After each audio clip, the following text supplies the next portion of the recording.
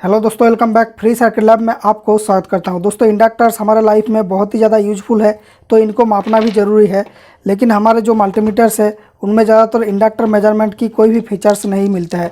चाहे वो कोई भी एक्सपेंसिव मल्टीमीटर हो जाए, उसमें इंडक्टर मेजरमेंट की कोई भी फैसिलिटी नहीं मिलेगा। तो इसके लिए ज़रूरत पड़ता है एलसीआर मीटर, और वो और ज़्यादा एक्सपेंसिव होती है। तो चलिए आज हम लोग कुछ ट्रिक्स अपनाएंगे, जिसके चलते हम लोग एक नॉर्मल मल्टीमीटर और एक ब्लूटूथ स्पीकर की बोर्ड को यूज करके इंडक्टर की वैल्यू पता कर सकते हैं। हाँ भाई, आपने सही सुना, एक ब्लूटूथ स्पीकर की मदरबोर्ड हमारा हेल्प करने वाली है। तो चलिए देखते हैं कैसे। तो फ्रेंड्स, एक इंडक्टर बेसिकली क्या होता है, ये एक एसी रेजिस्टेंस होती है। इसके अंदर जो कॉयल है उसमें तो एक डीसी रेजिस्टेंस रहता है, लेकिन वो इंडक्टेंस नहीं होता। इंडक्टेंस जो होता है ये एक एसी रेजिस्टेंस होता है जो एसी को ब्लॉक करना चाहता है, लेकिन पूरी ब्लॉक नहीं कर पाता है, क्योंकि थोड़ा बहुत एसी इसके अंदर जा सकता है। वो फ्रीक्वेंसी के ऊपर डिपेंडेंट है। जितना फ्रीक्वेंसी बढ़ेगा उसको उतना ये रोकेगा, फ्रीक्वेंसी जब कम होगा उसको वो कम रोकेगा। तो इसीलिए डीसी को ये पास कर देता है, क्योंकि डीसी का जो फ्रीक्वेंसी है वो ज़ीरो होती है। तो जितना ज़्यादा फ्रीक्वेंसी है उतना ज़्यादा रेजिस्टेंस इंडक्टर के अंदर होती है। तो इससे हमें पता चलता है कि एसी रेजिस्टेंस को मापने से इंडक्टर को मापना पॉसिबल है। लेकिन एसी रेजिस्टेंस को मापे कैसे? रेजिस्टेंस मापने के लिए हम बस इसके अंदर कुछ करंट भेजेंगे और उस करंट को मापेंगे, और उस करंट जाते हुए यहाँ पर कितना वोल्टेज ड्रॉप मिल रहा है वो मापेंगे। तो इसलिए हमें एक ऐसा डिजिटल मल्टीमीटर चाहिए जिसके अंदर एसी मेजरमेंट की फंक्शन हो, और वो बहुत ही एक्यूरेसी तक जा सकती है। जैसे यहाँ पर देखिए 200 मिलीवोल्ट। इंडक्टर मेजरमेंट्स की जितने भी ट्यूटोरियल्स मैंने ऑनलाइन देखा वो सब माइक्रो कंट्रोलर या आर्डुइनो को यूज़ करता है, जिसके चलते ये कोई फ्रीक्वेंसी या फिर टाइम को माप के इंडक्टर की वैल्यू पता लगाता है। लेकिन मैं आज जो करने जा रहा हूँ उसमें कोई भी माइक्रो कंट्रोलर इन्वॉल्व नहीं होंगे। बस हमारा जो मल्टीमीटर है उसी से हम लोग इंडक्टर्स की पता लगाएंगे। इसलिए मुझे बहुत सारे बेसिक कैलकुलेशंस करना पड़ा, जिसमें मैंने इंडक्टर्स का पूरे फंडामेंटल्स से सारे कैलकुलेशंस किए। उसके बाद में मैंने एक फार्मूला जनरेट किया। जैसे यहाँ पर देख सकते हैं मैंने कितना मेहनत किया इस वीडियो को बनाने के लिए, और उसके बाद में मैंने फाइनली एक फार्मूला को अरेंज किया जो है ये। तो यहाँ पर हमारा प्लान जो होगा, ये जो हमारा टेस्ट इंडक्टर है इसको हम लोग इस जगह पर रखेंगे। तो इसको एक रजिस्टर के अंदर से हम लोग एक एसी सोर्स के साथ कनेक्ट करेंगे, और इससे इसके अंदर कितना वोल्टेज ड्रॉप हुआ, एसी वोल्टेज, वो हम लोग मल्टीमीटर से माप लेंगे।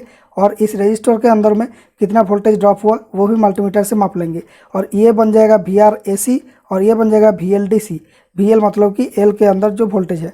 और इसको हम लोग एक बार DC भी देंगे, क्योंकि इसका जो वाइंडिंग है उसका कुछ ना कुछ तो रेजिस्टेंस है। तो उसका इफेक्ट को कैंसिल करने के लिए हम लोग एक बार DC दे के ये मेजरमेंट कर लेंगे। तो DC 3.7 वोल्ट देंगे, और उसी सेम सर्किट्री से कितना वोल्टेज इंडक्टर में ड्रॉप हुआ, मतलब कि इसका वाइंडिंग के रेजिस्टेंस में, और कितना हमारा टेस्ट रेजिस्टेंस में ड्रॉप हुआ, और ये दोनों वैल्यू और ये दोनों को चार को लेके यहाँ पर पुट कर देंगे VLAC by VRAC minus VLDC by VRDC, और इस होल टर्म को मल्टीप्लाई कर देंगे। हमारा जो टेस्ट रेजिस्टेंस है R, यहाँ पर मैंने 10 ओम लिखा, लेकिन इसके जगह 100 ओम तक कुछ भी यूज कर सकते हैं। और यहाँ पर 1/2πf जो है ये इसका फ्रीक्वेंसी, जिस फ्रीक्वेंसी से हम लोग ये एसी सोर्स दे रहे हैं। यहाँ पर भाई मैंने पहले प्लान किया था इस तरह की एक ट्रांसफार्मर लगाऊंगा, इसलिए मैंने यहाँ पर 50 हर्ट्ज 6 वोल्ट लिखा था। लेकिन बाद में मैंने देखा इस तरह की जो छोटा छोटा इंडक्टर्स है, इसका इंडक्टेंस यानी जो एसी के ऊपर इसका इफेक्ट बहुत ही कम होती है। तो लो फ्रीक्वेंसी में ये इफेक्ट हम लोग माप नहीं सकते, इसलिए इस फ्रीक्वेंसी को बढ़ाना पड़ेगा। लेकिन हमारा जो घर की फ्रीक्वेंसी है वो 50 हर्ट्ज ही होती है, इसको बढ़ा नहीं सकते। इस वजह से हम लोग यूज़ करेंगे एक ब्लूटूथ स्पीकर की बोर्ड, और इसके अंदर ऑडियो की लाइन में एसी वेव हम लोग जनरेट कर सकते हैं एक ऐप के मदद से, जो फ्रीक्वेंसी जनरेटर ऐप होती है। तो यहाँ पर हम लोग अगर फ्रीक्वेंसी जनरेट करते हैं तो इसका इस ऑडियो लाइन में वो फ्रीक्वेंसी बाहर आएगी, और उसी से हम लोग टेस्ट कर लेंगे। तो यहाँ पर मैंने जो सेटअप बनाया, इसमें एक 100 ओम की रेजिस्टेंस लगा हुआ है, और एक इंडक्टर लगाने के लिए 2 क्लिप है। तो यहाँ पर हम लोग क्लिप को लगा देंगे, और ये रेजिस्टेंस के थ्रू ये इंडक्टर कनेक्ट हो गया इस एसी सोर्स के साथ। तो यहाँ पर जो फ्रीक्वेंसी बनेगी, जो एफ की जगह हम लोग पुट करेंगे, यहाँ पर जो एफ है उसको हम लोग चेंज कर सकते हैं अलग अलग इंडक्टर्स के लिए, किसमें एक्यूरेसी ज़्यादा आ रही है। तो यहाँ पर मानिए कि 2714 है, इसको हम लोग यहाँ पर पुट करेंगे। आर के जगह पर ये जो सीरीज रेजिस्टेंस है ये मैंने 100 ओम लिया, तो इतना बड़ा रेजिस्टेंस लगाने की ज़रूरत नहीं है, छोटा 100 ओम भी चलेगा। और VLAC VRAC ये सब तो हम लोग माप के दे देंगे।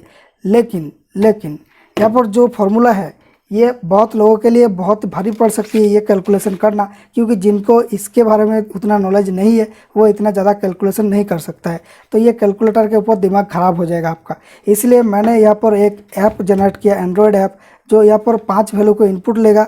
यहाँ पर टेस्ट हर्ज, series resistance, VLSC, VRSC, VLDC, VRDC, ये सब 5-6 वैल्यू को यहाँ पर इनपुट कर देंगे और गेट इंडक्टेंस दबा देंगे तो यहाँ पर आपको रिजल्ट में आपका वैल्यू मिल जाएगा। तो चलिए एक मेजरमेंट करके देख लेते हैं मेरा ऐप कैसा काम कर रहा है। तो भाई पहले एक नॉन इंडक्टेंस को कनेक्ट करेंगे। ये है 5 मिली हेनरी की इंडक्टेंस। तो इसको हम लोग कनेक्ट करके देख लेंगे। अगर 5 मिली हेनरी आया तो हम जानेंगे कि हमारा सर्किट जो है सही है, हमारा ऐप भी सही काम कर रहा है। सो चलिए इसको 2.5 किलोहर्ट्ज़ के आसपास रखते हैं और हम लोग इसको DC 20 वोल्ट मोड में मापेंगे। तो इस AC फ्रीक्वेंसी यहाँ पर चल रही है बोर्ड में, तो इस इंडक्टर के अंदर जो वोल्टेज ड्रॉप है उसको माप लेते हैं और ये है 2.19 वोल्ट। और रजिस्टर के अंदर कितना ड्रॉप हो रहा है और वो है 2.38। सो 2.19 और 2.38 मेरा ऐप मैं दे दूंगा यहाँ पर 2.19, 2.38। और DC में हम लोग चेक करेंगे। DC में VLDC और VRDC मापने के लिए इसको स्पीकर पोर्ट से खोल के बैटरी पोर्ट में लगा दूंगा। तो उससे क्या होगा, हमारा जो DC लाइन है वो तो चार्जर से आ रही है, तो बैटरी में 3.7 वोल्ट मिलना चाहिए। और चार्जर से मैंने इसको एक डायोड देके बैटरी लाइन की जो पॉजिटिव है उसमें लगा दिया, तो इसमें तगड़ा 3.7 वोल्ट आ रही है अभी। तो यहाँ से DC टेस्टिंग हमारा हो जाएगा, अलग से बैटरी लगाने की ज़रूरत नहीं पड़ेगी। तो DC टेस्ट करने के लिए इसको DC मोड में देना होगा। उसके बाद हमारा कॉइल में जो वोल्टेज ड्रॉप 0.44 है और जो रेजिस्टेंस के अंदर वोल्टेज ड्रॉप है वो है 3.85। सो 0.44 और 3.85। और ये सीरीज रेजिस्टेंस देना ज़रूरी है। ये है 100 ओम की रेजिस्टेंस, सो 100 पुट कर देंगे। और टेस्ट हर्ज जो फ्रीक्वेंसी हमने दिया था वो है 2523, तो यहाँ पर इसको दे देंगे और गेट इंडक्टेंस दबा देंगे। देखिए कितना करीब रिजल्ट आया, 5.08, और ये था 5 मिली हेनरी का। तो बहुत ही ज़्यादा करीब रिजल्ट आया। तो इस बात पे एक लाइक तो बनता है, हमारा जो मेथड है वो बिल्कुल सही काम कर रहा है। तो चलिए कुछ अलग इंडक्टेंस भी टेस्ट कर लिया जाए इस डिवाइस से। तो मैं इस वाले इंडक्टर को टेस्ट करता हूँ और इसको मैं फास्ट फॉरवर्ड कर दूंगा ताकि वीडियो लंबा ना हो।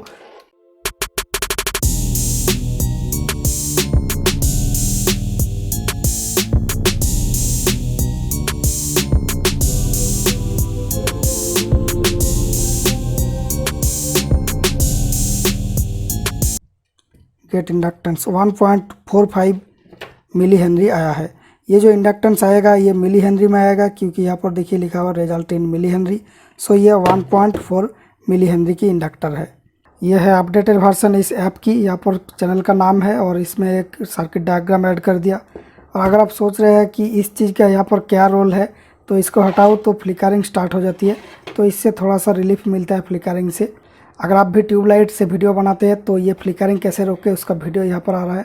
और भाई अगर आप इस मीटर को यूज़ करके इस प्रोजेक्ट को ट्राई करना चाहते हैं, आपको बता दूं कि ये मीटर जो है ये AC रेंज में ज़्यादा लो वोल्टेज नहीं मिलता है आपको। तो अगर आप बहुत ही लो मेजरमेंट इससे करेंगे तो एक्यूरेसी बहुत ही ख़राब है इसका, क्योंकि ये 0.7 वोल्ट के नीचे मापता ही नहीं है। यहाँ पर एक सिंगल डायोड से रेक्टिफिकेशन होती है, AC से DC बनती है, फिर ये चिप मेजर करता है। इसलिए इस डायोड का जो फॉरवर्ड ड्रॉप 0.7 वोल्ट वो होना ही चाहिए आपका वोल्टेज में। तो ये कम वोल्टेज में बहुत ही ज़्यादा ख़राब एक्यूरेसी देता है। इसलिए इस मीटर को कैसे मॉडिफाई किया जाए ट्रू AC मीटर में, जो बहुत ही कम मिली वोल्ट तक माप सकता है, वो वीडियो मैं एंड स्क्रीन में दे दूंगा। वो वीडियो आप ज़रूर देखें, उसमें काफ़ी कुछ सीखने को मिलेगा कैसे प्रिसीजन रेक्टिफायर यानी एक्यूरेट रेक्टिफायर बनाए जाते हैं।